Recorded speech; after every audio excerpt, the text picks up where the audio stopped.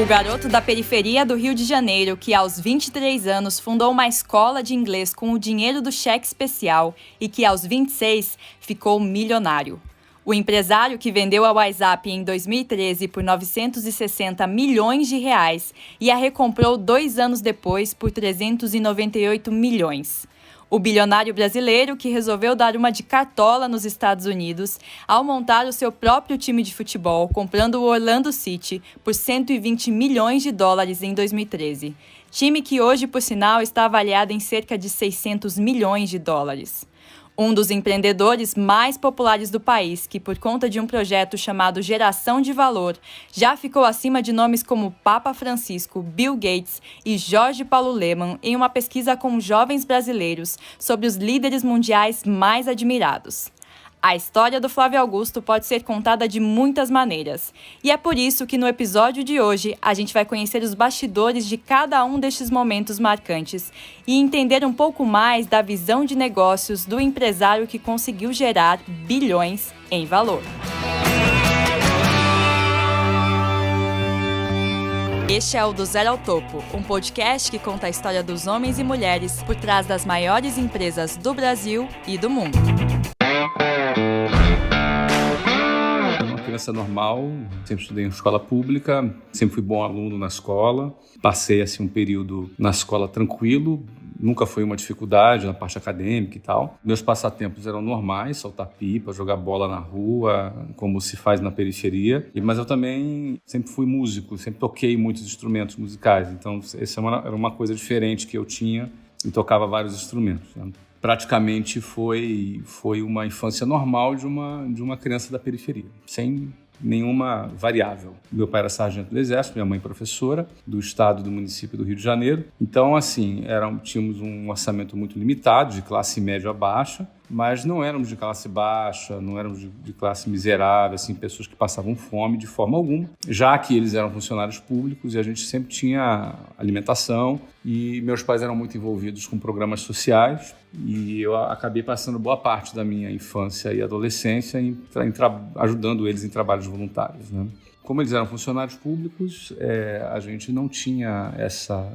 Todo mês tinha a compra do mês e a gente tinha o que comer. Então, a gente tinha uma vida muito simples. Talvez hoje seria uma família de renda de 5 mil reais, renda familiar de 5, 6 mil reais, o que é uma renda hoje, né, atualizando, é uma renda que a pessoa consegue viver, obviamente, com várias limitações. E éramos meu pai e minha mãe, eu e mais 2 irmãs e minha avó. Nós morávamos todos juntos, éramos 6 pessoas, morávamos num apartamento de 60 metros quadrados, com um banheiro só. Na hora de tomar banho, eu tinha fila, no bairro Jabur, que é na periferia do Rio. Para qualquer lugar que você ia no Rio de Janeiro, era 2 horas de ônibus, cheio, e essa era a minha vida. Mas também nada demais, assim, eu nunca me senti com privação, nunca me senti infeliz, nunca me senti... Enfim, eu sempre fui uma pessoa feliz com a minha família, sempre tinha uma família estruturada, não uma família desestruturada, bem estruturada, com a presença muito forte da minha avó,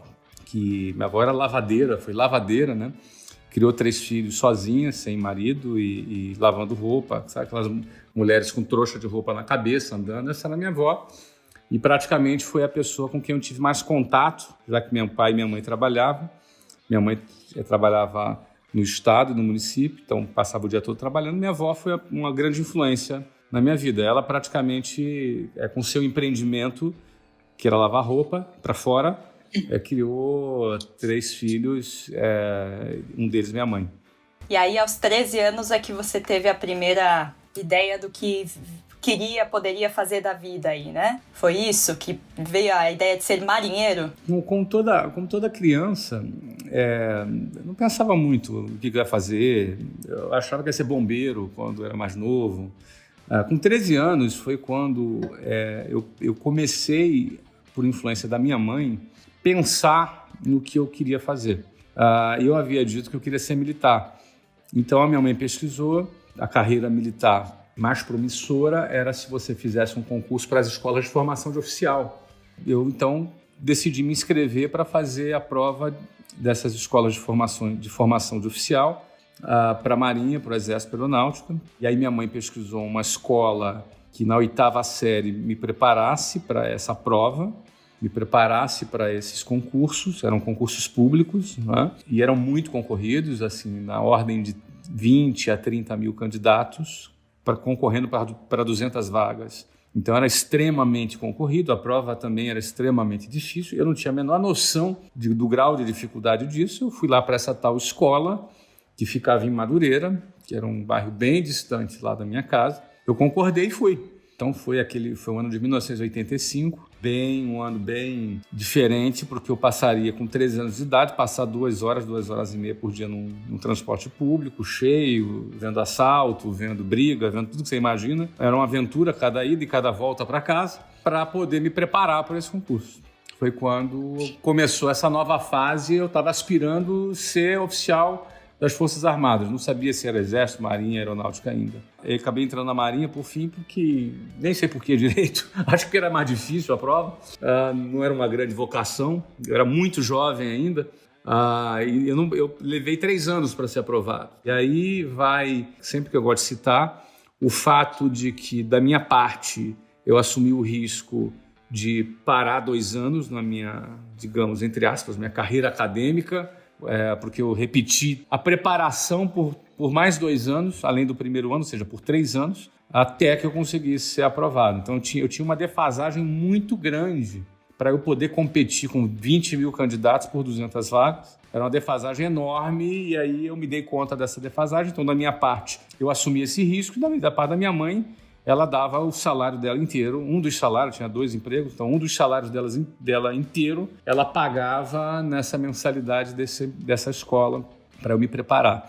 E aí eu entrei na Marinha, fui para Angra dos Reis, com 15 anos de idade saí de casa, fui para Angra dos Reis a gente morava dentro da escola, onde eu fiquei por 2 anos só, né? E no final do segundo ano eu fui convidado a me retirar, né? Eu fui expulso por indisciplina. Não servia mesmo para ser militar, foi uma confusão só na minha casa por causa disso, né? Meu pai era sargento e ele estava muito feliz, muito orgulhoso, porque o filho tinha passado para a prova de oficial. Significaria dizer que no início da minha carreira, aos 22 anos, depois de formado, eu iniciaria a carreira de oficial, ou seja, eu iniciaria onde ele jamais teve a oportunidade de chegar, porque não é uma decisão de mérito ao longo do tempo, mas sim uma decisão de mérito lá atrás, quando você entrou na escola de formação ou não. Então eu estava muito feliz, muito satisfeito, ele sendo ele militar. No meu caso, eu realmente não queria mais, não dava para coisa. A Marinha foi ótima experiência para mim. Acho que a Marinha fez certo, eu não tinha nada com a vida militar, não tinha nenhuma afinidade.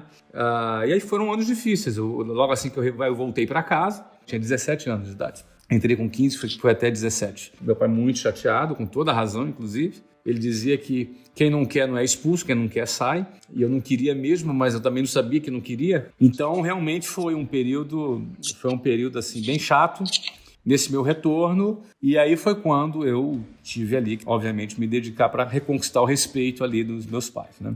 Enfim, eu fui fazer o 3º ano, de novo, com a minha mãe pagando a mensalidade lá e tal. Eu fui fazer o 3º ano e aí eu já estava muito tranquilo quanto a qualquer faculdade. Eu fiz todos os vestibulares que eu fiz, eu passei com muita facilidade, porque eu já havia estudado muito, eu já tinha uma bagagem de estudo muito intensa para um concurso daquele nível. Era um concurso muito concorrido, era, sei lá, se você fizer a conta aí, 1.500 candidatos por vaga. Então, para mim, isso não me preocupava, né? Eu passei um 3º ano muito tranquilo, foi bastante divertido depois. Aí no final do ano eu fiz a prova para a Escola Naval. Você sai do Colégio Naval em Angra dos Reis, aí você vai para a Escola Naval, fica ali ao lado do aeroporto Santos Dumont, no Rio de Janeiro, ali que é a Escola Naval. O concurso para a Escola Naval tem só 40 vagas e qualquer pessoa pode fazer. E eu fiz esse concurso novamente. Eu fiz só a primeira fase, não cheguei nem a fazer a segunda. Eu passei na primeira fase do concurso, mostrei para o meu pai no jornal, olha, tá aqui, eu passei. E aí, que legal e tal. Eu falei, mas eu não vou só para dizer que eu não estou lá, eu não vou, porque eu não quero. E, enfim, ele não precisava disso, ele estava chateado só no início, só eu que fiz questão de dar essa satisfação. Acho que isso foi importante, na realidade, para mim, para eu me sentir tranquilo, né? Depois eu estaria começando, eu faria engenharia da computação na Unicamp. Aí eu conheci a Luciana, comecei a namorar com a Luciana e resolvi não ir para São Paulo. Não, vou ficar aqui no Rio de Janeiro mesmo. E aí começaria a ciência da computação na Universidade Federal Fluminense no 2º semestre. E aí foi quando eu comecei a trabalhar como vendedor numa escola de inglês. Então eu comecei a trabalhar em março de 91. A faculdade começava em agosto, no segundo semestre. E aí eu tranquei. Sei, quem sabe um dia eu volto.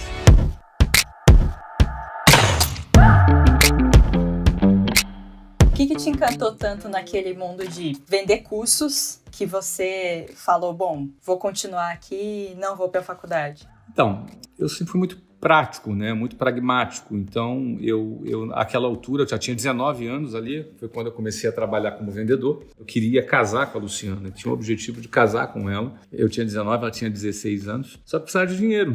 Não é? Se não tem dinheiro, como é que você vai fazer? Não dá para você fazer. Então, no fundo, quando eu entrei naquela empresa e conheci o plano de carreira que a empresa ali tinha proposto, eu falei, acabou, aqui eu resolvi meu problema. Não é? Aqui, daqui a 6 meses, se eu bater uma meta aqui e for promovido a gerente, eu vou estar ganhando mais do que quando eu me formar. Então, na realidade, o trabalho para mim sempre foi um meio para eu alcançar aquilo que eu queria.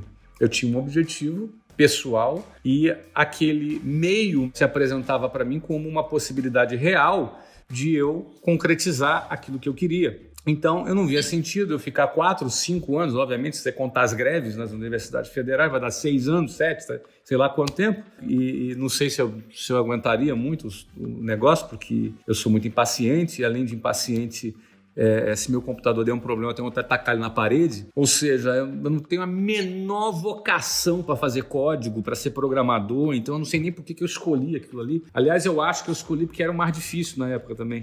Eu tinha esse negócio na cabeça, ó, se é o mais difícil, deve ser o melhor, entendeu? Então, acho que foi por isso que eu escolhi naquela época falar, não, no futuro vai ser...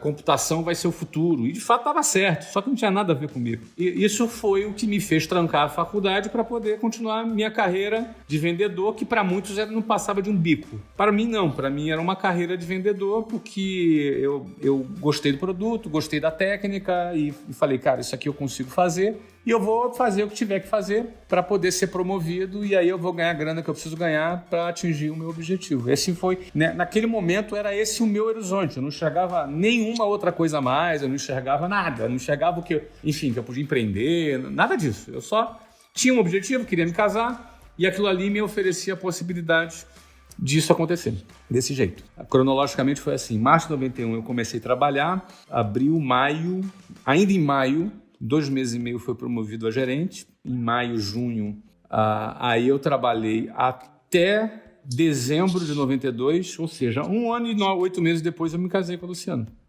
Agora, o que fez você crescer tão rápido nessa empresa? É isso, era uma oportunidade, a dinâmica, era uma técnica de vendas muito boa, era o ambiente de cursos de inglês na época, o que tinha tanto de... Bom, sobre curso de inglês na época, vamos começar por aí. Você tinha todas essas escolas de inglês que existem hoje, existiam naquela época. Na realidade, todas essas escolas de inglês existem há 50, 60, 70 anos. É mais de uma dezena, ou talvez 2 dezenas de marcas de escolas de inglês. É um mercado super concorrido, sempre foi. Na época, falar inglês não existia por parte da população uma percepção, uma consciência do quanto aquilo era importante para a vida profissional. Lembrando que em 1991, é disso que eu estou falando, o Brasil era um país muito fechado, você não era um país... Se alguém acha que o Brasil é fechado hoje, na época nem se compara. Hoje é muito mais aberto, o mundo é globalizado, você tem empresas internacionais, multinacionais no Brasil. Na época não. Na época o Brasil era completamente fechado. Só que, assim como a informática, na época a conversa era assim, olha, no futuro o inglês vai ser importante. Então, no futuro, informática vai ser importante, no futuro, inglês vai ser importante. Então, a gente vendia um produto que no futuro ia ser importante. É bem diferente hoje. Hoje, a gente vende um produto que é importante agora. É importante semana que vem, se você for fazer uma entrevista de emprego. Daí você vê a diferença que era vender curso de inglês hoje, vender em 1991. Então, em 1991 era esse produto que eu estava vendendo. Algo que seria potencialmente importante no futuro. Em primeiro lugar, isso, né? Então, essa empresa, ela tinha um departamento de vendas que estimulava os vendedores através de um plano de carreira. Então, os melhores vendedores dessa empresa, que batiam as metas que tinham estabelecidas, eles poderiam escalar 2 ou 3 cargos maiores, onde ele ganhava mais. E através da formação de vendedores mais qualificados, eles abriam outras filiais da rede. Então, eles chegaram a ter 30 e poucas filiais. Eu trabalhei numa dessas filiais em 1991 e eu bati as metas muito rápido. Eram metas objetivas, não eram metas subjetivas que dependiam da aprovação, opinião subjetiva de alguém. Eram metas objetivas. Eu tinha comigo que eu consegui passar num concurso, que eu me dediquei por 3 anos até conseguir aquilo que eu queria. E eu tive na minha cabeça, cara, se eu conseguir passar ali, eu vou fazer o que for necessário. Então, eu era um cara, eu acordava às 5 horas da manhã, saía às 5h45 da minha casa para chegar no trabalho às 8h. Se eu saísse do trabalho às 6 da tarde para voltar para casa, eu levaria 3 horas. Então, eu saía depois da hora do rush, ou seja, depois das 8 eu começava a pensar em ir embora para casa. Geralmente, eu ia embora às 9 e chegava às 11 da noite em casa. Então, era um cara que chegava em casa às 11 da noite e às 5 horas da manhã eu estava acordando de novo. Essa era a minha rotina para encarar o desafio de, inclusive, competir com pessoas que moravam a 5 minutos do trabalho. Chegavam lá, cheirosinho, perfumadinho, e eu já tinha lá 2 horas de ônibus cheio até chegar no trabalho.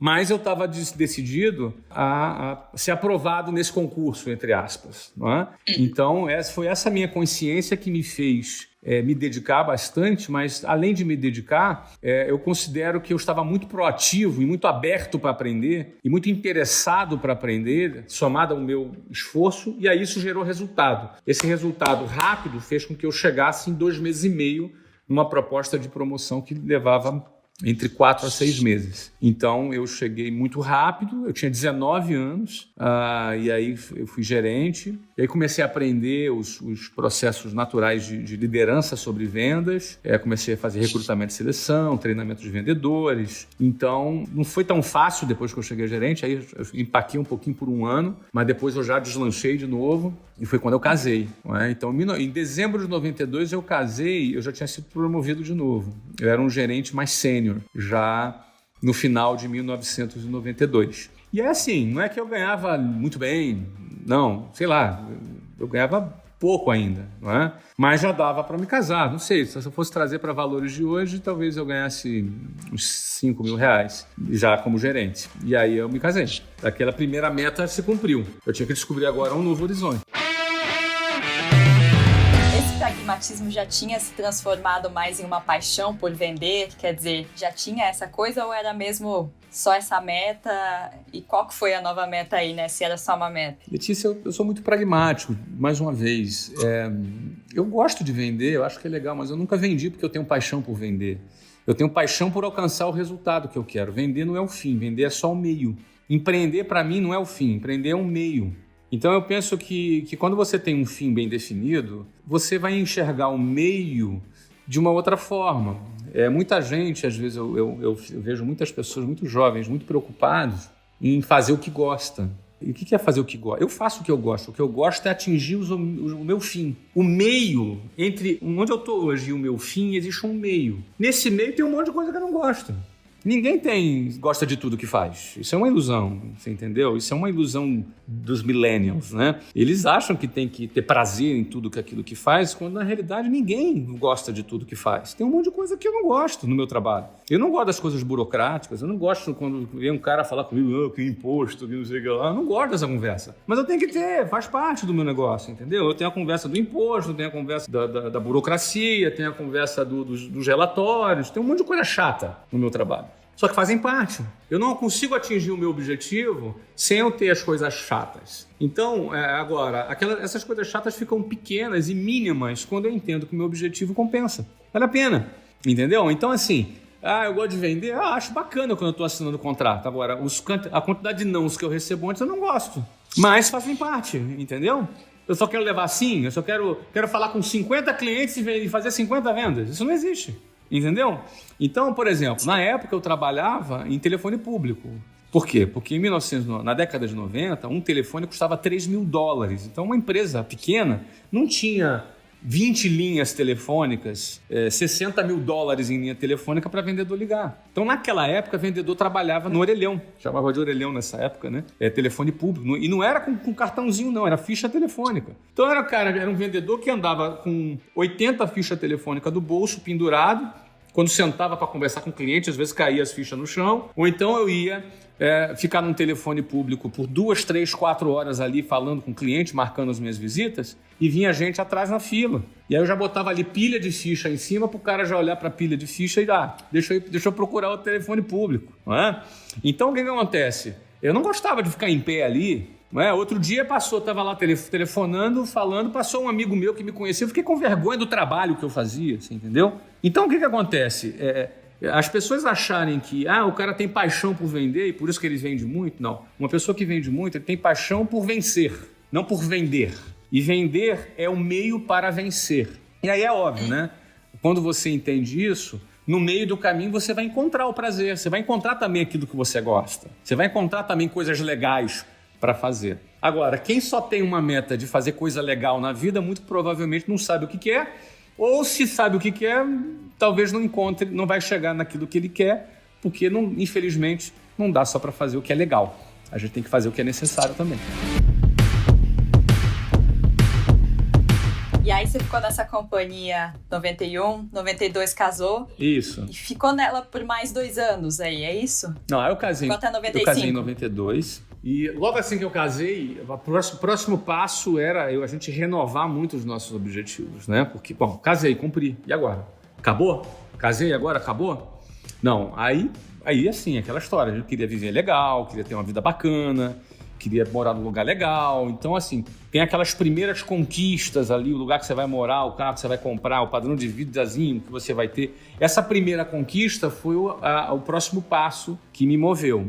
E aí, obviamente, eu parti para o ano de 1993, assim, trabalhando com bastante foco. Em 93 eu fiz 21 anos e eu fui promovido em julho de 93 ao cargo de diretor comercial. Foi um passo importante. Debaixo dos 2 donos da empresa era eu já, nesse momento, com 30 filiais e, sei lá, talvez 1.000 pessoas trabalhando na área comercial. E aí eu recebi uma proposta para ser a pessoa que abriria uma filial deles na Venezuela. Eu morei por quase 7 meses na Venezuela, no ano de 93. É claro que Venezuela não era o que é hoje. Venezuela era um país fantástico, uma economia fantástica, um país muito rico, um país que tem as maiores reservas de petróleo do mundo, não o maior produtor, as maiores reservas de petróleo do mundo. É um país completamente aberto. Em 1993, enquanto o Brasil era 3 mil dólares uma linha, todo mundo tinha celular na Venezuela, carro importado, aqueles carros, parecia que você estava em Miami, entendeu? O Brasil não, era aquelas carroças, só aqueles carros nacionais, uma economia completamente fechada. Então,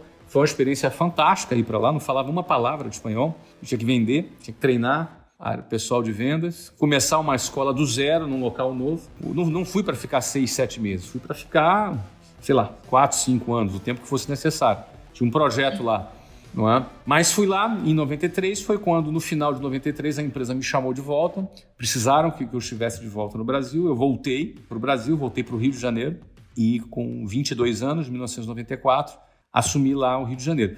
94 foi um ano bacana para mim. Primeiro, assim, eu tipo jogador de vôlei que treinou com 5 quilos em cada perna, na Venezuela, em outro idioma, num outro cenário. De repente eu volto para o Rio, para o Brasil, e me senti muito mais fortalecido. Foi muito interessante esse efeito.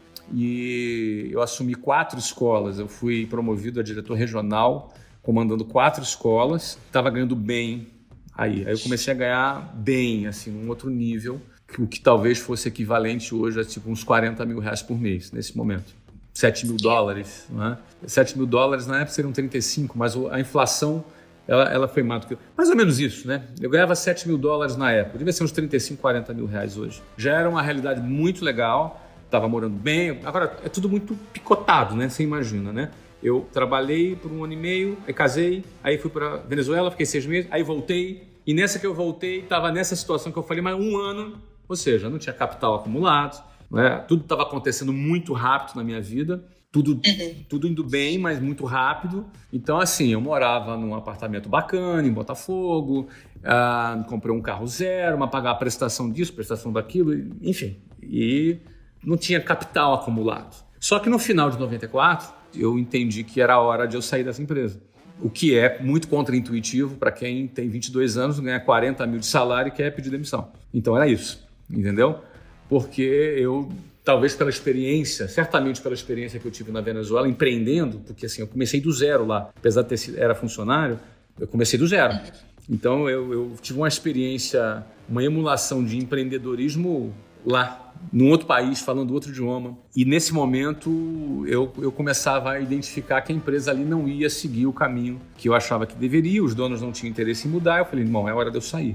E aí foi uma decisão super difícil, com certeza. Eu não tinha o dinheiro, talvez eu precisasse de uns 300 mil reais para empreender, não tinha. Para abrir uma escola, né? Porque hoje uma WhatsApp para abrir custa 500 mil reais para abrir. Então, uma coisa mais simplesinha, talvez uns 250, 300 mil, não tinha esse dinheiro acumulado.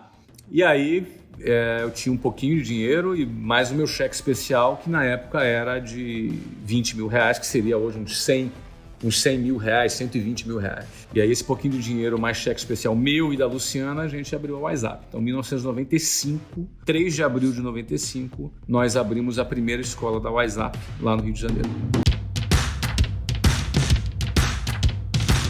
Agora, o que tinha, isso, pelo que você conta até no ponto de inflexão e tudo mais, já contou outras vezes, tinha essa questão da didática, você não concordava com a maneira como o curso vinha sendo tocado, o curso que você trabalhava, via a necessidade de algumas mudanças, né? Como é que você conseguiu desenvolver isso na WhatsApp? Que é isso, você falou, uma franquia custa 500 mil, mas já vem com a didática pronta, já vem com o material todo formatado, como é que foi para você definir tudo isso, né? Quer dizer, era alguém que naquele momento nem falar inglês falava, né? Não falava inglês. Mas, de novo, Letícia, o que acontece? Eu tinha 4 anos, a essa altura, de experiência nesse setor. Eu tinha 4 anos, e nesses 4 anos as coisas aconteceram muito rápidas. Então, o que aconteceu em 4 anos? Eu aprendi a vender o produto, depois eu conheci o produto, depois eu viajei para um outro país e implantei uma escola lá. E aí eu administrei a escola inteira.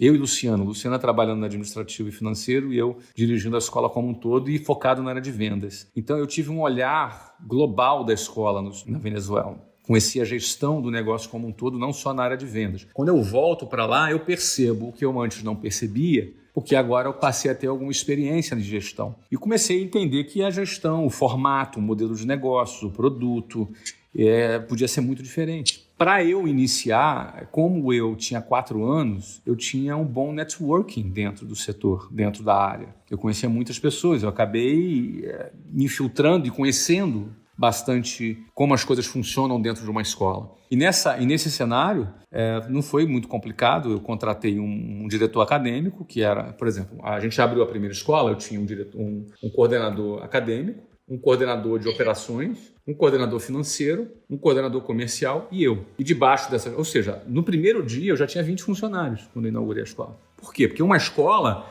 é para ter 1.000 alunos. Então você não abre uma escola, vamos com pequenininho e depois vamos crescendo. Você já tem que pegar um imóvel que caiba. Não adianta você pegar um imóvel para 100 alunos, aí daqui você joga fora, tem investimento, vai fazer outro, aluga outro lugar. Não é assim. Então você já tem que projetar qual tamanho você acredita que você vai ter e você botar a estrutura e vender. Então a gente abriu no primeiro dia com 20 funcionários. Um desses funcionários eram esses 4 líderes. Desses 4 líderes, o comercial eu acumulava, eu era o cara que fazia a liderança geral, o financeiro era a Luciana, aí eu tinha um outro cara que era um gerente operacional e um gerente acadêmico, um coordenador acadêmico, que é esse cara que eu já fechei com ele antes de eu inaugurar. E ali foi ele, brifado pela minha orientação, brifado por mim, que ele desenvolveu a metodologia, porque a metodologia segue um conceito de produto. Não é? Então, por exemplo, o que vem antes de você desenvolver um livro ou uma metodologia? Em primeiro lugar é o seguinte, para quem que é o curso? Se o curso for para criança, o livro vai ser de um jeito. Se o curso for para adolescente, o livro vai ser para outro. Se o curso for para adulto, o livro vai ser para outro. Então, em primeiro lugar, para quem é o produto? Então, eu defini posicionamento. 25 a 45 anos, pessoas, sexo masculino e feminino, 25 a 45, que queiram crescer profissionalmente, que entende que aprender inglês vai ajudá-lo a crescer profissionalmente. E aí, casualmente, em 1995, quando a gente abriu a WhatsApp, foi o ano que houve a abertura, em primeiro lugar, Plano Real, foi em 1994, começou com a URV, 95, já entrou o real, tá? E outra coisa que aconteceu, abertura e quebra de monopólio de petróleo e telecomunicações. Vieram várias empresas de petróleo internacionais, várias empresas de telecomunicação, daí o inglês que antes seria lá no futuro, vai ser importante, o mercado começou a falar, o inglês agora é fundamental. E a gente entrou com um produto diferente da concorrência que era sempre focado em criança e adolescente. Na época, o que nós enxergamos? Nós não vamos trabalhar com criança e adolescente. Vamos trabalhar com adultos. Adultos profissionais que estão no mercado, que entendem que falar inglês vão lhes dar mais oportunidades profissionais. Então, esse foi um posicionamento que eu decidi, que eu defini, por conta da minha experiência no mercado ali, vendendo, não é? E enxergando esse contexto macroeconômico, onde a gente entendia que a abertura da economia pegaria milhões de profissionais desprevenidos. Então, um engenheiro que tem 30 anos, que trabalha numa empresa, que precisa de inglês para ontem, ele vai fazer o quê? Se matricular lá no fulano de tal, que eu não vou falar o nome aqui, com um curso de 7 anos de duração? Não adianta, pô. Com 7 anos o cara está morto já no mercado, então ele precisa de alguma coisa mais rápida. Então, eu preciso de um curso direcionado ao público adulto e que seja mais rápido. Mas por que mais rápido? Por que o fulano de tal lá, inglês, tem um curso de 7 anos? Primeiro, que ele é para adolescente. Segundo, ele forma professor. Terceiro, é muito conteúdo gramatical, porque ele está sendo formado para dar uma aula. Então, qual é o conceito? Olha, eu não quero um curso para formar professor. Eu falo português, mas não sou professor de português. Você é jornalista, tem um ótimo português, mas também não é professora de português. Então, uma coisa é a gente falar português, outra coisa é a gente ser professor de português. Logo, uma coisa é você falar inglês, outra coisa é ser professor de inglês. Então, eu não quero ter um curso que forma professor de inglês. Eu quero ter um curso que dá à pessoa a possibilidade dela falar inglês. Então, portanto, para esse curso, análise sintática, figuras de linguagem, nada disso interessa. Você entendeu? Se eu te perguntar qual é a diferença entre complemento nominal e adjunta nominal, não sei se você vai lembrar, mas 99,9% das pessoas não vão lembrar. E isso não serve para nada para a gente se comunicar. Agora, para um professor de português é importante. Então, quando você pega o recorte da língua e você vê o que é fundamental para você se comunicar e o que não é fundamental, que é importante para um professor, aí você define um conteúdo de curso diferente da maioria dos outros cursos, que foi o que aconteceu com a WhatsApp. A WhatsApp não ofereceu desde o primeiro dia uma proposta de inglês mais rápido porque ela é intensiva. Ela não é intensiva, ela simplesmente tem um objetivo diferente do outro. A gente não ensina a mesma coisa que os outros cursos mais rápido. A gente só ensina o que interessa para um profissional. Então, essa definição de posicionamento, de faixa etária, de propósito, objetivo, que é o profissional, o conteúdo com seu recorte linguístico para se encaixar nesse objetivo. E o quarto ponto, o perfil socioeconômico. Qual é o público que eu quero falar? Eu quero vender inglês para classe D, para classe C, ou para classe B e para classe A. Entendeu? Então, o WhatsApp, classes A e B, 25 a 45 anos, pessoas que querem aprender rápido porque têm objetivos profissionais e querem ganhar mais. Esse é o posicionamento da WhatsApp. Pensando nesse posicionamento, eu chamo um diretor acadêmico e vendo para ele esse conceito. Então, vá pesquisar e vai me trazer uma solução acadêmica para esse posicionamento. E aí, obviamente, o meu senso crítico faz ele olhar aquilo que ele está falando. Não me interessa o que é o verbo to be, o present perfect. Isso não me interessava naquela época para eu tomar essa decisão. E aí, ele me traz e a gente define a nossa primeira metodologia. O que acontece? Agrada muito aos alunos, o resultado é muito bom, porque assim, em inglês é resultado. Tem jeito, o cara está lá, blá, blá, blá, e não fala nada, o cara vai embora. Então, se o negócio funciona para ele está feliz, o curso cresce. Aconteceu com a gente, botou 1.000 alunos no primeiro ano. Então, assim, se a gente não vendesse, no mínimo, 100 matrículas por mês, eu não tinha dinheiro para pagar as contas no final do mês. Então, no primeiro mês já fizemos mais de 124 matrículas, aí começamos a bombar de produzir. Fizemos mais de 1.000 matrículas no primeiro ano, na Escola do Rio de Janeiro. E no 8º mês a gente abriu a segunda filial em São Paulo, na Avenida Paulista, num baita endereço, pegamos um andar inteiro e botamos mais de 1.500 alunos no primeiro ano nessa segunda escola. E, ao mesmo tempo, você era o gestor também, né? Precisava lidar com muitos funcionários, gerentes, enfim. Como é que era para você? Bom, você tinha adquirido conhecimento em inglês, você tinha sido gerente também, mas você já tinha o conhecimento necessário para gerir pessoas ou isso foi algo que você foi desenvolvendo ali na WhatsApp? Eu acho que gerir pessoas na área de vendas eu já peguei isso, porque eu tinha 20 gerentes de vendas debaixo de mim. Uhum. E debaixo desses 20 gerentes, você pode botar aí umas 400 pessoas. Então, essa era a minha equipe direta. Eu gerenciava essas pessoas. Então, assim, gestão de pessoas já era parte da minha realidade na área de vendas. O que eu precisava agora, eu tinha como desafio no início da WhatsApp, era gerir animais diferentes, né? Porque, assim, o vendedor é um tipo de... é um leão, né? O administrativo já não é um leão, eu não vou dar o nome aqui do administrativo, senão o meu administrativo vai brigar comigo. Eu vou dizer que é um rinoceronte, entendeu, cara? Cada um é diferente, então cada um tem um comportamento diferente, é motivado de forma diferente, e isso eu tive que descobrir ao longo do tempo. Então eu fui tocando a empresa e crescendo com ela. Eu tinha 23 anos quando eu abri a empresa, então eu tinha muito que aprender e eu fui aprendendo. Eu fui tocando a empresa e aprendendo. E não tinha muito tempo não, porque eu inaugurei uma média de uma nova escola própria a cada 45 dias nos primeiros 3 anos. Foram 24 escolas inauguradas nos primeiros 3 anos, tudo com capital próprio. Na realidade, as primeiras com cheque especial, as outras com o próprio capital que a gente gerou. Depois não precisou mais. Hoje em dia a gente tem o conceito no mundo das startups aí de errar, mas errar rápido, aprender e continuar. Tinha tempo para isso, quer dizer, para cometer erros nesse crescimento tão intenso da WhatsApp, seja na gestão, seja na parte de caixa, de escolher estratégias. Tiveram muitos erros nesse começo? A gente cometeu vários erros, normal. Mas se eu tivesse cometido erro no primeiro ano, eu morria já quebrava. Não podia errar. A gente tinha uma espingarda com uma bala e um leão querendo me engolir. Então eu tinha que acertar ali na testa dele, senão ele me comia depois. E o que significa o leão me comer? Simples, né? Eu ficar endividado com $200 mil de dívida pro resto da vida.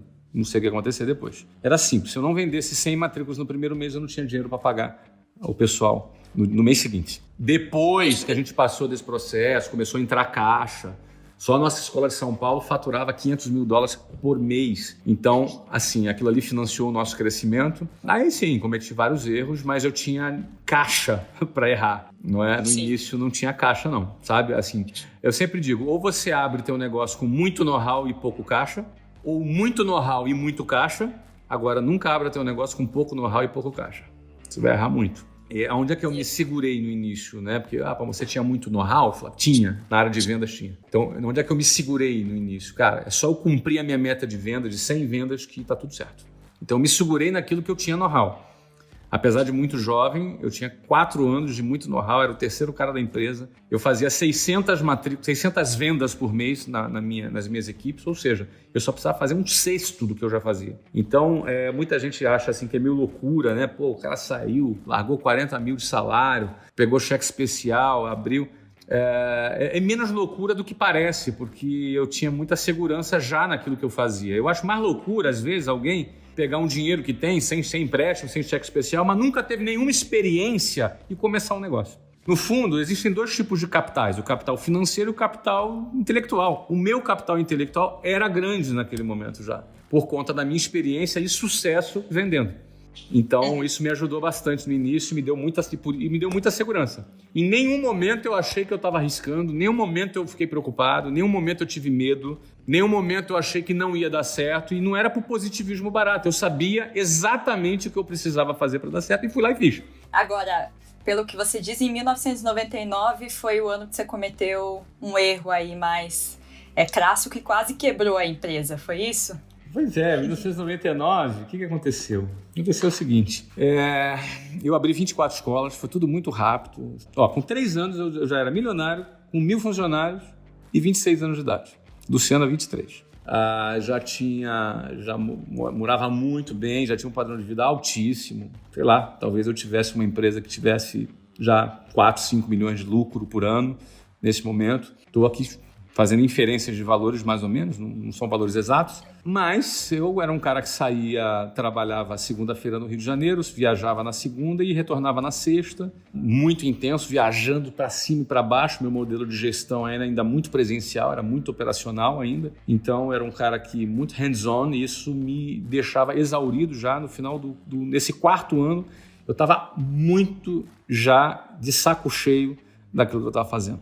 E essa palavra é forte, mas foi um grande erro que eu cometi. Quando você se dá o luxo de ficar de saco cheio daquilo que te trouxe até onde você chegou, né? De repente você fica um pouco arrogante, acha que agora eu não preciso mais fazer aquilo, e aí se dá o luxo de ficar de saco cheio. Isso é um erro clássico. Então, cara, quando você toma decisões de saco cheio, você toma péssimas decisões. Eu tomei péssimas decisões que, apesar de ter uma empresa boa, crescendo e dando lucro, eu tive um desencontro de caixa grande, bem grande, e passei a fechar algo em torno de R$1 milhão de valores de hoje, negativo, no caixa, por mês. Então, foi ali um período difícil, mas que eu e Luciana conversamos, conseguimos identificar onde é que foi essa falha. E essa falha tinha redundado uma série de outras decisões, compras de imóveis, contratações de pessoas para fazer aquilo que eu jamais deveria terceirizar naquele momento. O cara de saco cheio acha que tem que delegar aquilo que não tem que delegar, e por aí vai. É uma série de erros. E aí você tem que calçar as sandálias da humildade, botar o rabinho entre as pernas, voltar atrás e refazer o caminho. E foi o que eu fiz, né? O ano de 99 passou a ser um ano para a gente se reorganizar. A gente refez uma série de coisas, eu demiti pessoas, eu devolvi imóveis que a gente tinha comprado, várias coisas, não é? Então, essa situação foi uma situação que a gente planilhou aquilo tudo. Eu tinha um mapa ali para seguir. Em 2 anos a gente resolveria aquilo, né? E resolvemos em 1 ano. Fizemos a venda de algumas escolas, se não me engano 7 ou 8 escolas simultâneas. Entrou bastante caixa, a gente resolveu. Em 2000 a gente começou a nossa nova fase, que foi a fase de franquias. No fundo, o meu saco cheio ele era um efeito de um diagnóstico errado. Então, o diagnóstico correto era que eu tinha que me tornar um modelo mais asset light. Era um modelo que eu não concentrava capex na nossa operação, na nossa estrutura de capital. E aí a gente resolveu fazer fez um movimento, uma pivotada para um modelo mais leve, e a franquia foi o modelo que a gente utilizou, não é? Então a gente vendeu a primeira franquia em 2000, em Volta Redonda. Foi um sucesso. O Délio e a Débora foram os nossos primeiros franqueados. E a gente começou essa nova fase, abrindo franquias. Então transformei 80% das minhas escolas que eram próprias em franquias, vendi para os meus executivos, ou seja, financiei para eles. Eles se tornaram dono das escolas das quais eram funcionários, e começamos ali a nossa rede de franquias em 2000.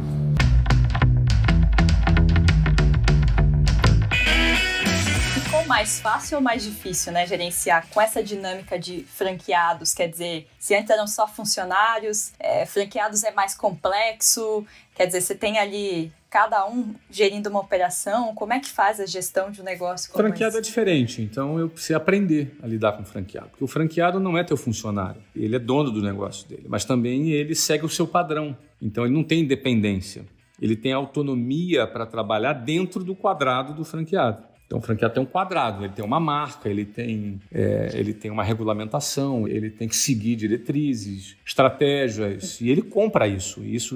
Ele, no fundo, ele paga por isso porque ele se sente seguro. E é só você olhar os números, né? 80% das empresas quebram em 5 anos, segundo o Sebrae, e uma franquia, 3%, 4%. A nossa é menos ainda, talvez 1,5%, 1% talvez. Não é? Ou seja, você tem uma taxa de mortalidade muito menor, o que é muito mais seguro para um franqueado, porque ele vai investir numa coisa que já deu certo, vai investir numa coisa que já foi provada e aprovada. Então, eu comecei a fazer franquia 4 anos depois de ter 24 escolas no modelo provado e aprovado. Não é? Aquele meu desencontro de caixa não tinha nada a ver com as escolas, era um desencontro de caixa na minha matriz, na minha estrutura, nos imóveis que eu comprei, nessas coisas todas. Mas a operação das escolas era aprovada e aprovada, eram operações lucrativas, já consolidado em várias cidades, então a gente já decidiu franquear a partir desse momento. Então, para gerenciar franqueados, é diferente, você é muito mais gestor de uma marca, muito mais gestor de marketing, muito mais gestor de desenvolvimento de produto, e você faz um papel de gestão de pessoas, mas entendendo que o franqueado tem um perfil diferente. E a gente começou ali a aprender a liderar esse novo tipo de perfil. A gente ganhou mais escala, não é? A possibilidade de escala, mais rapidez, menos aporte de capital, porque você cresce com capital de terceiro, e ao mesmo tempo também você reduz a sua margem, porque antes você ficava com 100% do lucro, hoje você fica com um pedaço muito menor, você cobra 8% de royalties, mas aí você também vende o seu produto. O material didático é o produto que você distribui na rede. Então, de imediato,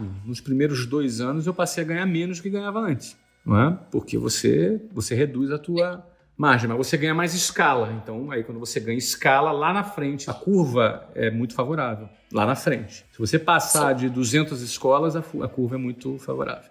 Mas tem que passar de 200 escolas. E aí, avançando para esse lá na frente, 2008, ali, você começou a receber propostas para vender a empresa, né? Eu queria que você cortasse um pouco desse período de 2008, justamente porque, bom, a gente está diante de uma nova crise que muita gente está enfrentando um período de estabilidade. Eu sei que, na época, o seu capital ele foi corroído ali, parte seu patrimônio mesmo por conta da crise e, ao mesmo tempo, surgindo uma proposta de aquisição. Era essa a dinâmica, né?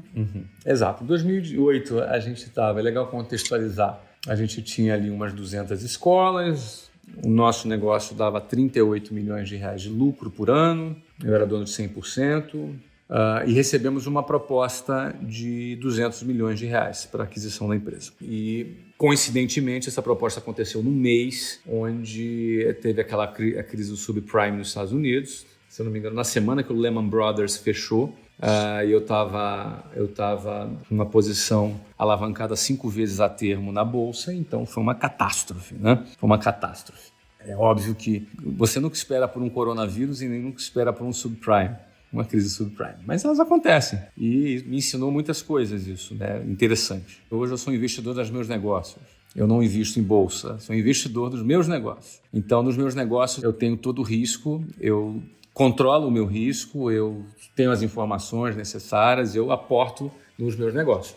Fora dos meus negócios, eu tenho uma postura mais... Eu sou um cara de bonds e renda fixa. Então, até muita gente me pergunta isso.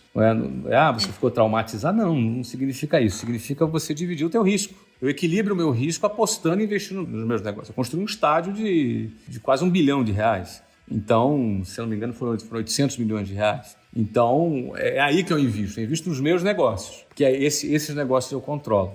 Naquele momento, tinha tomado uma bufetada e veio justamente junto com a proposta de aquisição. Quando veio essa proposta de aquisição, eu fiquei pensando, cara, o que meu concorrente, que era de um concorrente, que meu concorrente está vendo que eu não estou vendo? Porque primeiro, como é que ele tem essa grana?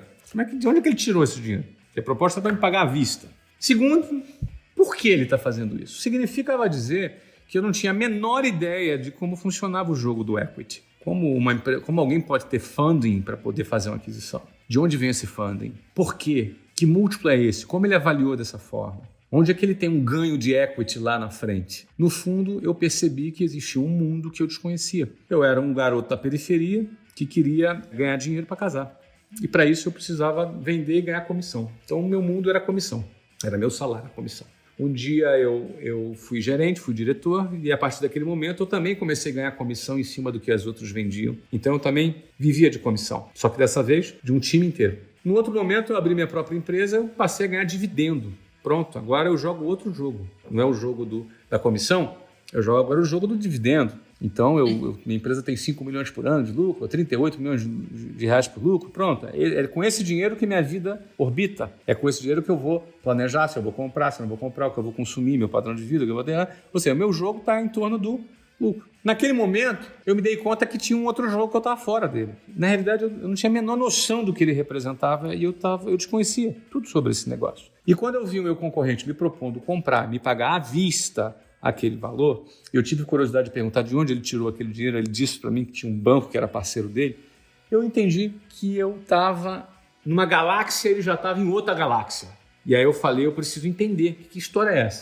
Eu neguei os 200 milhões de reais de aquisição, disse não para 200 milhões de reais. Que vinha a proposta, inclusive, do Carlos Wizard aí, a proposta era do Carlos, era meu concorrente. E eu disse não para essa proposta, mas fui pesquisar.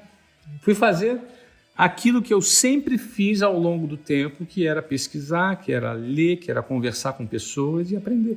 Na medida que eu ia caminhando, eu ia pesquisando na medida em que os desafios me demandavam. Eu era um cara que estava sempre para frente para crescer, sempre buscando crescer, sempre buscando realizar alguma coisa que eu nunca tinha realizado e que, portanto, eu precisaria de conhecimento como meio para eu atingir o que eu quero. Eu precisaria vender como meio para atingir o que eu quero, ou seja, conhecimento é meio, não é fim. Então, diploma pendurado na parede que não tem um fim, não serve para nada, não é? Ou seja, o conhecimento só serve quando ele é utilizado como um meio para você atingir um fim. Conhecimento não é fim. E essa é a dificuldade que muitas pessoas têm. não consegue conectar o meio com o fim. E aí, no final das contas, eu até brinco, né? Eu chamo isso de obesidade cerebral. É excesso de conhecimento que não é colocado em prática. Não é? Então, o que acontece? Essa questão, eu fui pesquisar, fui estudar, fui entender o que história é essa de equity, o que é geração de valor. Daí surgiu o nome geração de valor, projeto de geração de valor.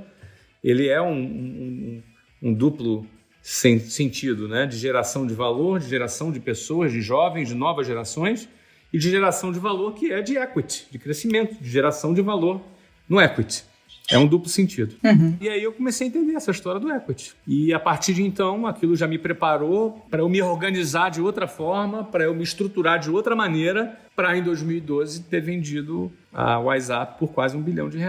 Foram 960 e poucos milhões de valor de venda já ajustado.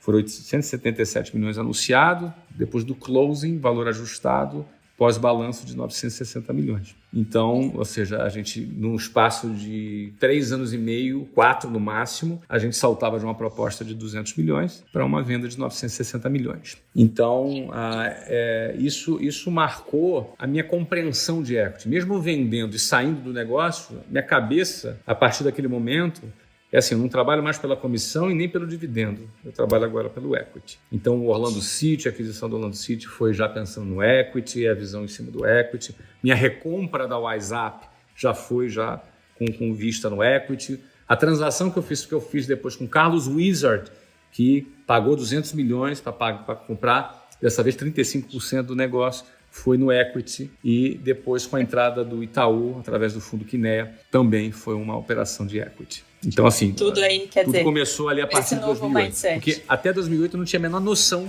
que isso existia. Agora, o que levou a isso? Lá em 2008, você a recusar essa primeira proposta, foi o pensamento de vou entender mais sobre isso, e o que mudou? Obviamente o valor mudou muito, mas até a venda aí em 2012, 2013, propriamente dita aí da WhatsApp. Mudou também sua vontade entre pensar e vender e realmente, enfim, entre não ter uma vontade e realmente ter uma vontade de vender? Não, eu em 2008, quando eu recebi a proposta, entre o momento que eu recebi a proposta e o momento que eu disse não, foi um prazo de 1 mês. Nesse 1 mês eu fui pesquisar. Nesse 1 mês eu fui estudar um pouco o assunto. E apesar de ter perdido uma grana na bolsa, esse poderia talvez ser um incentivo para eu vender. Eu perdi, 70% da minha liquidez eu perdi. Então deixa eu realizar aqui agora do outro lado, que está indo bem. Mas eu entendendo o pouco que eu entendi naquele mês sobre o jogo do equity, eu falei, bom, cara, se é assim, não vou vender agora. Se eu tiver que vender, eu vou vender depois, num outro momento. Isso aqui eu acredito que eu multiplico, que vai crescer muito ainda nos próximos anos. Eu estava disposto, eu não estava querendo me livrar do negócio. Em nenhum momento eu vendi para me livrar do negócio. Eu vendi quando eu vendi porque é o ápice do sucesso do empreendedor quando ele vende o seu negócio. Infelizmente, no Brasil, as pessoas associam a venda de um negócio como se fosse um fracasso. Ai, poxa, estava indo tão bem, o que deu errado, né? Não. Ao contrário, o ápice do sucesso do empreendedor é quando ele cria alguma coisa a ponto de despertar no mercado um interesse tão grande a ponto do mercado pegar a perpetuidade do futuro e antecipar, descontar da valor presente para você. E aí eu com 39 anos de idade, eu fui lá e faço uma venda daquela magnitude antecipando a perpetuidade do negócio, e eu ainda tinha liberdade de trabalhar no que eu queria, no que eu quisesse ainda. Essa é a beleza do equity, você compra tempo. Descontado a valor presente, é um conceito financeiro, não é? Então, eu recebi aquela proposta, achei interessante e vendi. Sempre adorei a WhatsApp, acho que ela sempre foi um negócio maravilhoso, que eu gosto, curto, tinha pessoas que eu respeitava. Recebi uma proposta excelente e vendi. Realizei. E não teve um sentimento de tirar uma parte de você, Teve uma tristeza com essa venda junto ou não? Não. Eu tive... É claro que... Vamos lá, você vai falar assim, você não teve nenhum sentimento? Não é verdade, claro que tive, não é? Mas não é um sentimento de tristeza. O exemplo que eu dou, que eu gosto de dar, eu não tenho filha, tenho 3 filhos, né? Mas o exemplo que eu dou é como se fosse uma filha casando. Então eu fico imaginando, qual é o sentimento de um pai quando vê uma filha casando? Eu acho que é um misto, né? Ele tem um pouco de tristeza, talvez, porque a filhinha dele está indo embora e tal, mas também, por outro lado, ele está feliz porque ela está feliz, está fazendo o que ela quer. Então, esse é o comparativo que eu tenho. É uma filha minha que casou. entendeu? E que 3 anos depois apareceu ela com o olho roxo, com o dente quebrado, apanhou do marido, não é? E aí falou, não, pai, eu quero voltar para casa. Tá bom, minha filha, vem cá, volta para casa. Aí você vai lá, bota dente novo, não é? Trata, alimenta. Daqui a pouco ela tá linda de novo, né? Então hoje ela não tá linda, ela tá exuberante hoje, né? Hoje tá exuberante. Sim. Agora, é isso, você construiu uma história única de venda e depois recompra, enfim, a companhia passou por uma série de problemas, troca de controle ali, ficou perdida, primeiro comprada pela Abril Educação e depois comprada por um fundo aí, enfim, uma série de mudanças. Como é que foi para você ver isso, assistir isso mais de longe, né? Vendo um negócio que você construiu ali do zero, mudando, vendo franqueados, imagino que muitos franqueados deviam vir falar com você ainda. Como é que você lidou com essa situação naquele momento? Primeiro vamos ser justos, né? Vamos ser justos e dizer que houve uma combinação de fatores alheios à vontade de qualquer gestor. Eu vendi em fevereiro de 2013, era um Brasil, né?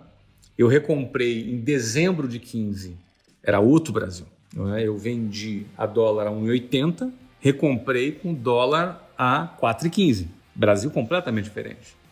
Processo de impeachment da Dilma foi quando eu comprei. Então era aquele período turbulento, de instabilidade política, econômica, recessão. E quando eu comprei, quando eu vendi, o Brasil estava bombando, né? O Brasil estava voando em 2013.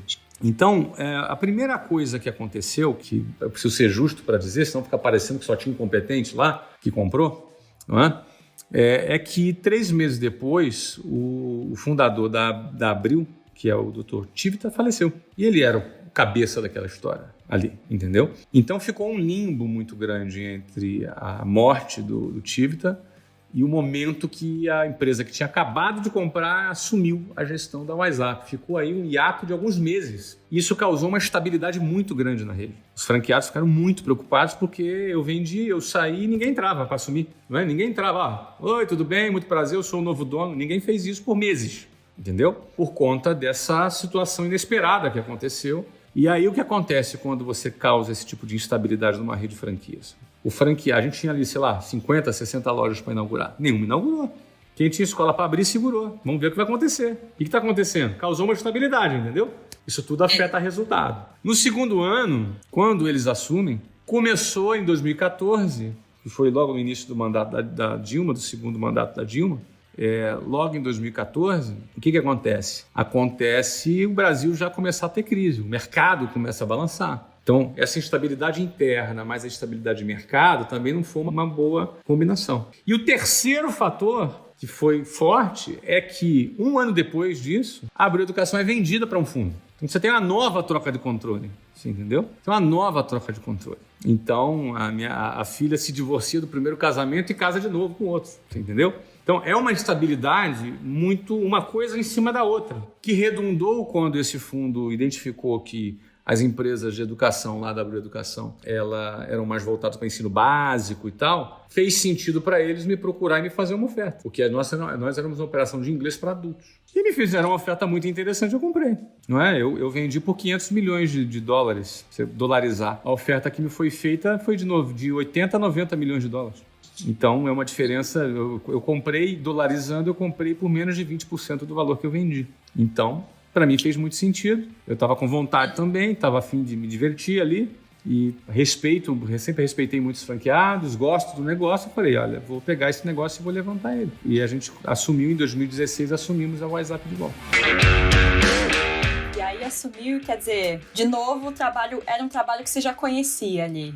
Foi mais tranquilo ou foi muito desafiador por conta de ter uma série de problemas aí, gente nova? Como é que foi lidar com essa nova WhatsApp? Foi muito desafiador porque tinha um problema de caixa muito grande, nesse sentido. Mas também não foi tão desafiador porque o que precisava fazer para resolver isso, eu sabia o que fazer. Eu sabia exatamente os botõezinhos que a gente devia apertar para resolver esse problema, não é? Então, eu assumi uma empresa que precisava fazer aporte mensal de 8 milhões de reais. Era um problema de caixa gerado por inadimplência, por um descontrole de gestão. E a gente resolveu isso facilmente por conta da minha experiência, da minha liderança com os franqueados, da forma como eu sei que você deve tratar e pegar uma rede. Eu lembro, foi uma reunião de 6 horas, foi a cirurgia que a gente resolveu. Em uma reunião, com 6 horas de duração, sem intervalo, sem intervalo, eu no palco, todos franqueados, durante 6 horas. Eu já dei todas as diretrizes e ali era como mostrar para eles que aquilo era a solução do negócio. A metáfora que eu usei foi que a WhatsApp era um transatlântico, mas estava afundando. Todo mundo estava dentro dele e ia morrer. Só que o transatlântico vai afundando devagar. E aí eu desci do meu helicóptero, nesse transatlântico, desço na escadinha e mando o piloto embora. E dizia para eles, agora eu estou dentro do transatlântico com vocês. Se vocês morrerem, eu vou morrer junto. Meu piloto foi embora. Só que eu sei exatamente o que a gente tem que fazer para resolver esse problema. Eu preciso que vocês sigam à risca as minhas orientações. E tive ali o apoio deles, tive a adesão deles nesse plano e a gente virou o jogo. A gente virou o jogo e a WhatsApp hoje virou Wiser Educação, com várias empresas, juntamente com ela. É uma empresa que deve valer talvez umas 8 a 9 vezes mais do que quando eu vendi. Agora, é isso. O Carlos Wizard entra no capital em 2017, compra aí uma participação na WhatsApp. E o Kinea, que é um fundo aí do Itaú, compra no ano passado aí uma outra participação. Qual que é a importância desses outros sócios aí para os negócios e por que eles entram nessa operação aí? Vamos lá, o Carlos, eu e Carlos fomos os maiores desse setor, os caras que mais cresceram, que eram os mais arrojados, os que tinham os melhores resultados, os maiores EBITDAs, os maiores resultados financeiros do setor. A minha empresa na época com 18 anos, a mais jovem de todas, e ele sempre quis trabalhar comigo, tentou comprar 2, 3 vezes e foi quando ele me procurou, eu falei, Carlos, agora é a hora. Então agora nós vamos nos unir. Ele comprou 35% da Wiser em 2017. Já o Kinea, que entrou em 2019. 2019. O Kinea, a gente queria trazer um parceiro financeiro que tivesse uma expertise financeira muito grande, porque a gente queria alçar voos maiores. Então, numa hipótese, a gente fazer aquisições internacionais, numa hipótese, a gente fazer um IPO. Em qualquer hipótese, a gente queria ter um parceiro financeiro que traria para dentro da nossa empresa um componente de experiência financeira e sobriedade e muita credibilidade dentro do mercado. Então, nada melhor do que trazer a maior instituição financeira da América Latina, trouxemos para dentro e a composição é muito interessante, né? Eu sou bastante capitalizado, o Carlos bastante capitalizado, o Kinea também bastante capitalizado. Então, assim, uma concentração de capital financeiro e intelectual, eu operando, não é? O Carlos também conhecendo, o Carlos faz parte do conselho, e o Kinea também trazendo esse conhecimento financeiro, a gente se tornaria um player mas muito forte mesmo no setor. Desde então, assim, o crescimento é muito grande, é bem grande. Uhum. Nossa área de EdTech, de tecnologia, é muito, muito grande, muito desenvolvida também. E estamos todos muito animados aí. E quando vem uma abertura de capital, um IPO aí, que é a pergunta que muita gente no Infomoney nos faz, assim... Se vem em 2020, 2021, não tem como dar uma previsibilidade. A gente estava planejado agora, né, para o meio do ano, mas agora não dá mais, agora tem que esperar um pouco. Mas a gente está muito bem, nossas áreas de EdTech explodiram, entendeu? Estouraram, a gente está com um crescimento explosivo. Nós, mesmo com as 430 escolas fechadas, nós estamos faturando mais do que faturaríamos numa operação normal hoje. Por conta do lançamento do curso online. Exatamente. O WhatsApp Online, que também... Meusucesso.com, Powerhouse Plus, todas as nossas plataformas online estouraram. Bom, e você tem planos aí de, assim que completar 50 anos, 2022, deixar de lado os negócios para partir para a filantropia? Isso? Vamos com calma. Não falei exatamente isso. Não, eu tenho uma meta que quando eu chegar aos meus 50 anos... Não é que é 2022, então até o final de 2022, eu acho que eu vou passar para uma próxima fase. O que será essa próxima fase? Ela não está exatamente definido. Então, o que eu quero? Eu quero me dedicar à filantropia, que é uma coisa que eu gosto muito, me dá muito prazer em fazer. Então, é aquilo que finalmente eu vou juntar o fim com o meio, não é? Que é o prazer em realizar e o prazer em atingir uma causa, um objetivo de uma causa que eu gostaria de fazer, né? Vou retornar, né? Meus pais trabalhavam com trabalho voluntário, eu desde criança trabalhava também com eles, ou seja, eu retomo aí junto, conecto os pontos e sigo a partir dos meus 50 anos. Mas isso não significa que eu posso estar no conselho, não significa que eu não vou estar envolvido nos negócios. Não é? É que hoje eu sou o CEO. Apesar de morar nos Estados Unidos, hoje eu tenho uma operação no Brasil grande, onde eu tenho o meu time executivo, mas eu sou operacional, sou executivo ainda dentro dos meus negócios. O Carlos e o Quiné estão só no conselho. Então, futuramente eu posso estar só no conselho. Mas isso é uma coisa que não é uma regra, porque como foi estabelecido por mim, em algum momento, se necessário, eu posso ficar mais tempo. Então, essa é só uma referência para eu poder, pelo menos, trabalhar por essa meta. Eu gosto de trabalhar com metas, não é? Para, pelo menos, eu ter um norte. Mas eu não estou preso a isso, de forma alguma. Agora, você gosta de trabalhar com metas, mas eu já vi, enfim, já ouvi entrevistas suas que você não gosta de planejar nada além de 5 anos. Não tem, não dá, isso? É muito tempo. Nunca? Não dá. Por quê? Porque as coisas mudam? As coisas mudam muito, Letícia. Você imagina, qualquer pessoa que planejou qualquer coisa depois do coronavírus foi tudo pro lixo. Tudo pro lixo. As coisas mudam muito rápido. 5 anos, para a dinâmica que eu trabalho, é muito rápido. Então, por exemplo, para pensar, 91 eu era vendedor. 92 eu casei.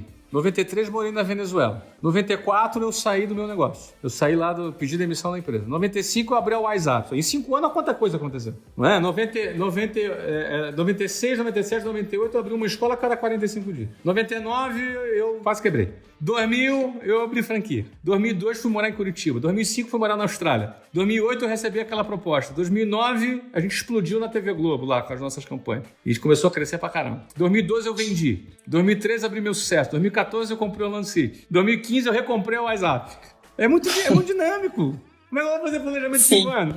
Você não para, né, Flávio? Não tem como. Agora, isso não cansa, não? Quer dizer, isso é sempre assim. E você fala que esse negócio de estabilidade não existe, né? Se alguém tinha dúvida que estabilidade existe, agora o coronavírus, acho que deu pra provar que não dava, né? Deu pra provar que não existe, realmente. Como é que é a sua divisão de tempo hoje entre, isso, como você falou, tem meusucesso.com, tem também o Orlando City, que a gente nem citou aqui, mas que você fez a aquisição aí depois da venda da WhatsApp. Como é que é sua agenda para poder, enfim, se dividir entre os negócios aí? Com o Orlando City eu tô só no conselho.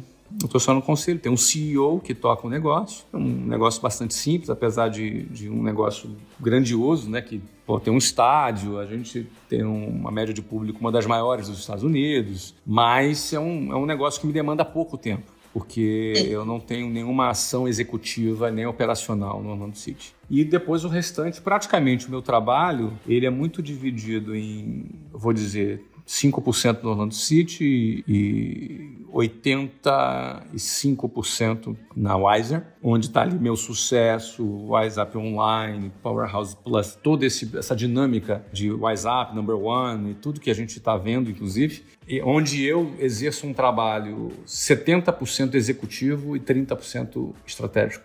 E aí 10% é rede social, que eu levo muito a sério, que para mim eu enxergo como um trabalho voluntário que eu faço, de produção de conteúdo, de incentivo para as pessoas. Ou seja, eu estou dando o meu tempo, eu não ganho nada em troca para fazer isso. Eu estou dando o meu tempo em troca de me sentir bem com a minha missão de vida, que isso tem a ver com o meu objetivo, né, de vida, contribuir com as pessoas. Mas agora, e nesses 25 anos aí de Wiser, enfim, como empresário e empreendedor, em algum momento bateu uma vontade de desistir? Ou teve um período mais difícil que você pensou, olha, talvez... Você nunca nem teve CLT, né? Nunca nem foi executivo de empresa, mas em algum momento pensou em, bom, já tá bom até aqui, vou vender, tenho dinheiro e vou seguir em frente? Então, eu pensei em desistir lá no início, quando eu fui vendedor. Aquele início difícil e tal. Ali eu tive um período que foi mais difícil, né? Eu pensei em desistir, que foi quando eu falei, logo assim que eu cheguei a gerente, levei 1 ano, que eu empaquei um pouquinho, esse período foi mais difícil. Mas depois não. Depois eu nunca pensei em desistir. Não é? Sabia o que eu queria, trabalhei porque eu quis, né? Sobre essa história de, tá bom até aqui e tal, não é a minha característica. O DNA nosso é crescimento. Então, nunca quis parar de crescer, como até hoje não quis parar de crescer. E isso não está relacionado a... De novo, muita gente pergunta, mas você não precisa. Então, as pessoas relacionam precisar trabalhar com precisar pagar contas. E para mim, eu preciso trabalhar, mas não é para pagar conta. Então, o precisar não está relacionado a pagar conta. Eu preciso porque é parte da minha missão. Mas eu estou fazendo o que eu estou fazendo não é porque ninguém me mandou, porque eu preciso pagar a conta. Estou fazendo porque eu quero. Então, exatamente o que eu estou fazendo é porque eu quero. Estou te dando essa entrevista porque eu quero, porque esse tempo é legal, acho que pode dar um toque legal para alguém. Eu trabalho porque eu quero, e tenho as empresas porque eu quero. Eu acho que essa liberdade, eu me sinto livre fazendo o que eu faço. Então não faço porque eu sou obrigado a fazer, não. Faço com liberdade. E por isso que eu tenho uma meta. Se a meta, vamos ver se até 50, pode ser até 51, 52, não sei. Enfim, eu tenho uma meta de, em algum momento da minha vida, eu gastar minhas 12 horas de trabalho por dia, 10, 12 horas de trabalho por dia, fazendo algo que não tenha nenhum resultado financeiro em troca. Porque, com perdão da palavra, mas 1 milhão a mais ou menos não vai mudar minha vida. Então, se eu trabalhar também para não ganhar nada, também não vai mudar minha vida. Então, no fundo, não ganhar o quê? Não ganhar o dinheiro, mas isso não é tudo. Então, como assim não ganhar nada? Tá errado. Então, é ganhar o quê? É o meu objetivo, o meu significado, a sensação de estar cumprindo a minha missão. É isso que vale.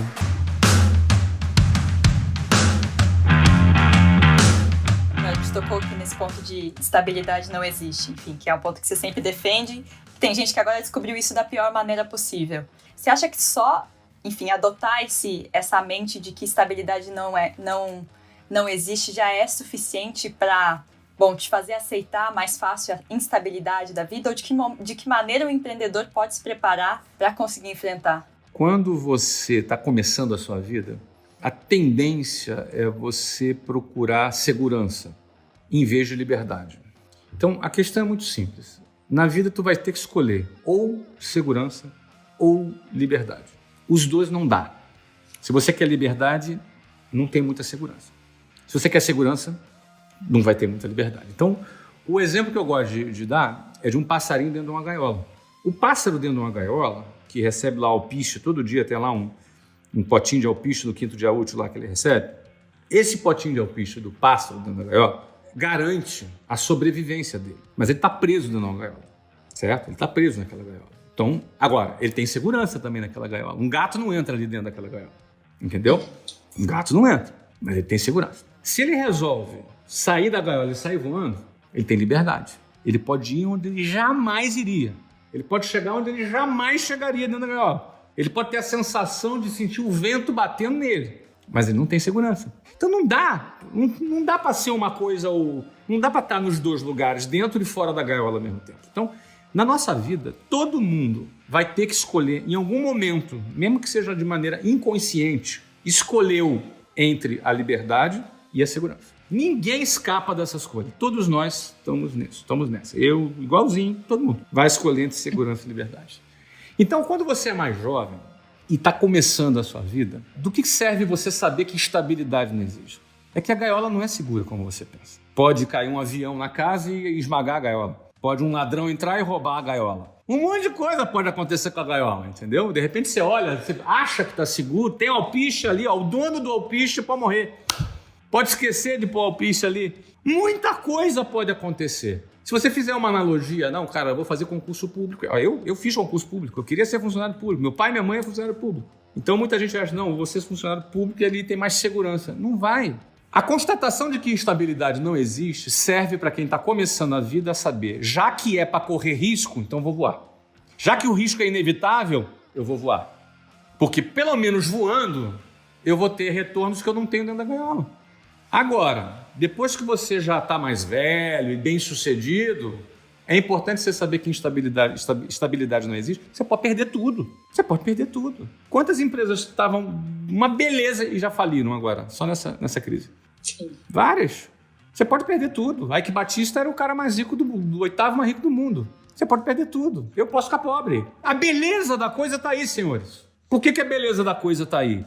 Porque é justamente por não existir estabilidade que quem está embaixo pode subir. Porque se fosse tudo estável, ninguém podia subir. Ficava todo mundo lá estagnado pro resto da vida. Como castas. Nós teríamos castas. De certa forma, é óbvio que é mais difícil para quem está embaixo. Eu sei, ninguém precisa me contar. Eu vim de baixo, vim lá, morava na frente de uma favela, lá no bairro Jabur, em frente a Cavalo de Aço. Tinha tiroteio de noite, tinha traficante.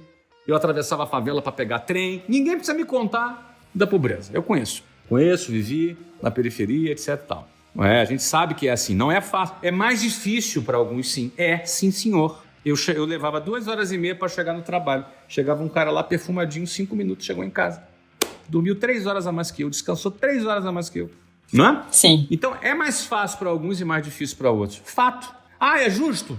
Eu acho até que não é. Tá, mas vai mudar isso? Não, não vai. Então, beleza. Então vamos parar de discutir isso aqui agora e vamos pensar. O que você pode fazer para mudar na sua vida?